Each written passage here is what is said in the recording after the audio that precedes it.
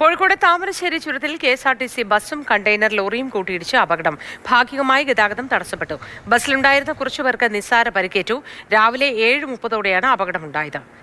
ഇംതിയാസ് കരീം വിവരങ്ങളുമായി ചേർന്നു. ഇംതിയാസ്, ഗതാഗതം ഭാഗികമായി തടസ്സപ്പെട്ടത് മാറ്റിയിട്ടുണ്ടോ? ഇപ്പോൾ ഈ പരിക്കേറ്റവരുടെ ആരോഗ്യനില എങ്ങനെയുണ്ട്?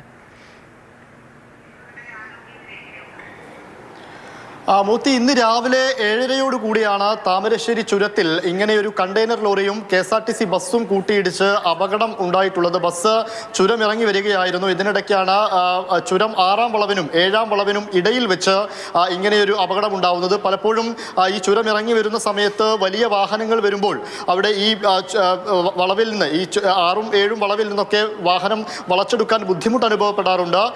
ഇന്ന് പക്ഷേ ഈ കണ്ടെയ്നർ ലോറിയുമായിട്ട് ഇടിക്കുകയായിരുന്നു. ബസ്സിൽ നിറയെ യാത്രക്കാരുണ്ടായിരുന്നു.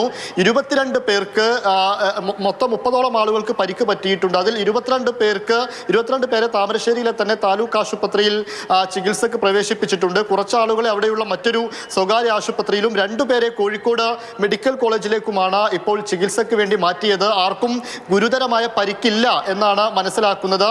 എന്നാൽ വാഹനം, ഈ 2 കെ.എസ്.ആർ.ടി.സി ബസ്സും കണ്ടെയ്നർ ലോറിയും പൂർണ്ണമായും അവിടെ നിന്ന് മാറ്റാൻ കഴിഞ്ഞിട്ടില്ല. അതുകൊണ്ട് തന്നെ ഇപ്പോൾ പൂർണ്ണമായും മാറ്റാൻ കഴിഞ്ഞിട്ടില്ല. അതുകൊണ്ട് ചെറിയ തോതിൽ ഗതാഗത തടസ്സമുണ്ട്. ആരുടെയും പരിക്ക് സാരമുള്ളതല്ല എന്നത് ആശ്വാസകരം.